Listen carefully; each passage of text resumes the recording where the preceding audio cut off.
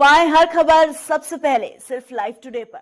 Subscribe करें और शाहजहांपुर के निगोही क्षेत्र के ढकिया तिवारी गांव में बुधवार को खेत की जुताई के दौरान पुरानी तलवारों, बंदूक की नालों और बाकी हथियारों का जखीरा मिला।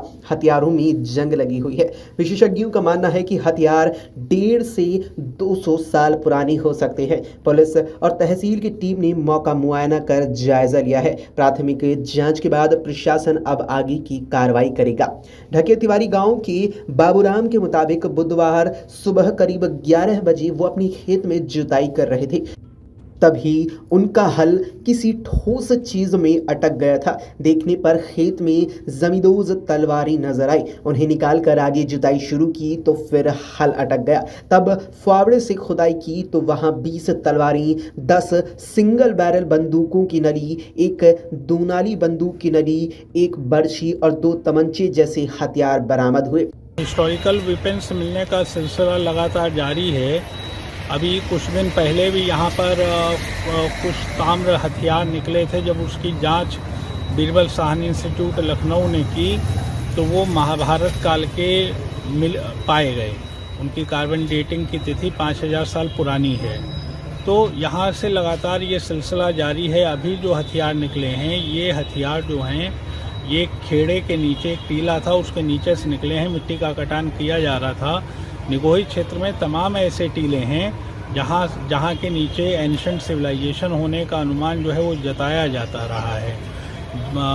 नॉर्थ वेस्ट प्रोविंस के पहले पुरातात्विक महानिदेशक ए फ्यूहरर ने अपनी किताब Christian monuments and inscription in north west province में इन खेड़ों की पूरी सूची जो है वो प्रोवाइड की हुई है। इन हथियारों की जो कल मिले हैं इसमें तलवारें हैं जिसकी मूठ जो है वो चांदी की बनी है और तलवार जो है वो कांसे और तांबे की बनी हुई हैं। कुछ बंदूकें मिली हैं। बंदूकों में लकड़ी का हिस्सा जो है वो दीमक खा चुकी है और लोहे की आगे की नालियां हैं।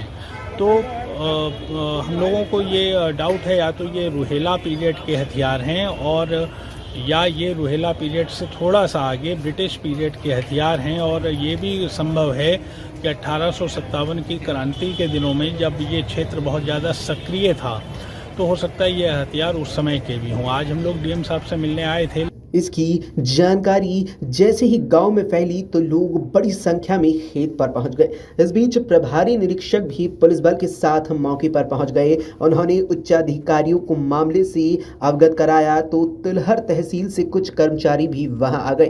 खेत मालिक ने बताया कि साल 2011 में उन्होंने ये खेत गाँव के ही एक परिवार से खरीदा था। पहले यहाँ एक ऊंचा टीला हुआ करता था। इसी साल जून में 2 फुट मिट्टी निकाल कर भराव में ली गई थी। तभी भी खेत खाली था। गेहूं बोने के इरादे से बुधवार को जुताई शुरू की गई।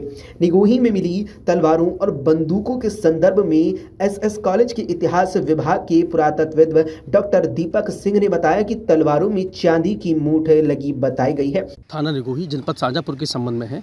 दोपहर में थाने पर सूचना प्राप्त हुई कि ढकिया तिवारी में बाबूराम के खेतों में कुछ प्राचीन अवशेष निकले हैं। इस संबंध में तत्काल राजस्व और पुलिस की टीम मौके पर पहुंची और देखा कि प्राचीन ऐतिहासिक कुछ तलवारें, बंदूकों की नाल, भाला आदि खेतों से निकले हुए हैं।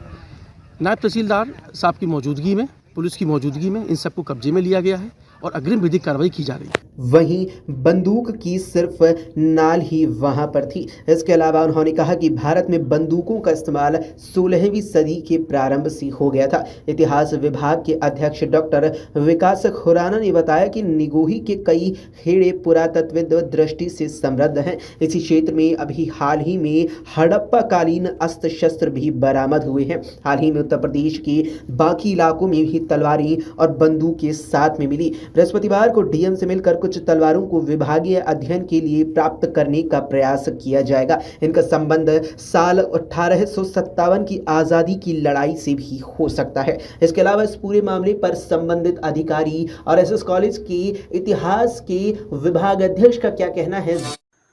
पाएं हर खबर सबसे पहले सिर्फ लाइव टुडे पर। सब्सक्राइब करें।